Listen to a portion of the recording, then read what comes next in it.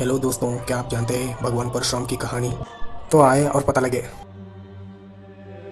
भारतीय पौराणिक कथा और धर्म में भगवान विष्णु का एक विभिन्न स्थान है। भगवान विष्णु अपने कई अवतारों के लिए जाने जाते हैं।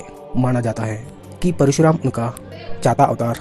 परशुराम की कहानी त्रेता युग की है। परशुराम शब्द का अर्थ है कुलादि वाले भगवान राम।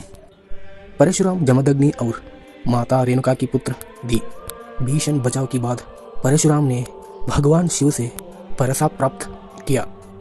भगवान शिव ने उन्हें युद्ध की तरीके और यौदे कौशल भी सीखे।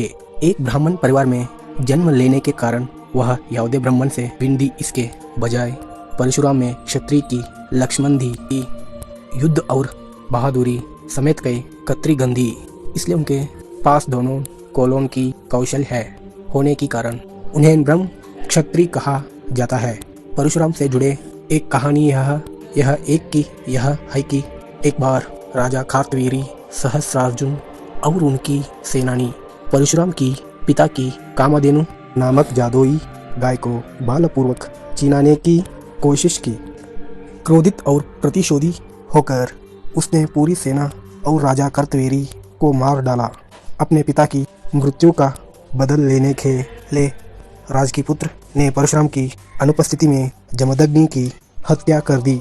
उनके कार्यों से क्रोधित और आहत होकर वह पृथ्वी पर सभा राजा की पुत्रों और भ्रष्ट है राजों और युद्धों को मारने के लिए आगे भागे। उन्होंने अश्वमेध युग का यज्ञ किया और अपनी सारी संपत्ति अनुष्ठान करने वाले पुजारी को दे दी। परशुराम जिन्होंने कोकण और मलाबार भूमि पर आक्रमण करने वाले समुद्र से युद्ध किया था, को अमर की नाम से जाना जाता है। महाराष्ट्र और कर्नाटक के बीच का क्षेत्र परशुराम क्षेत्र की नाम से जाना जाता है। परशुराम अपने धर्म प्रेम के लिए जाने जाते थे। अनिल भीष्म, द्रोणाचार्य और कर्ण की गुरु की रूप में जाना जाता था। हालांकि परशुराम को पहले से पता था कि कर्ण कुरुक्षेत्र युद्ध में दुर्योधन के साथ गलत करेगा, जैसा कि एक सद्गुरु का कर्तव्य है। वह ब्रह्मास्त्र सीखने का फैसला करता है, लेकिन वह कर्ण को शाप देता है कि उसका ज्ञान किसी काम का नहीं होगा। लोक कथाओं के अनुसार भगवान कृष्ण को परशुराम ने सुदर्शन चक्र दिया था। ऐसा माना जाता है कि विष्णु की छठे अवतार का मुख्य उद्देश्य अपने कर्तव्यों की उपेक्षा करने वाले पापी और धर्मात्म राजों का वध करके पृथ्वी की बोझ से मुक्ति पाना था। कल की पुराण में वर्णित एक यौदे कथा का मानना है कि परशुराम आज भी पृथ्वी पर निवास करते हैं।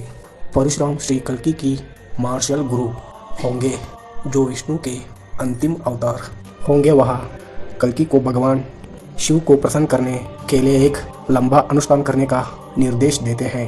प्रसन्न होकर भगवान शिव ने कल्कि को दिव्यास्त्र का आशीर्वाद दिया।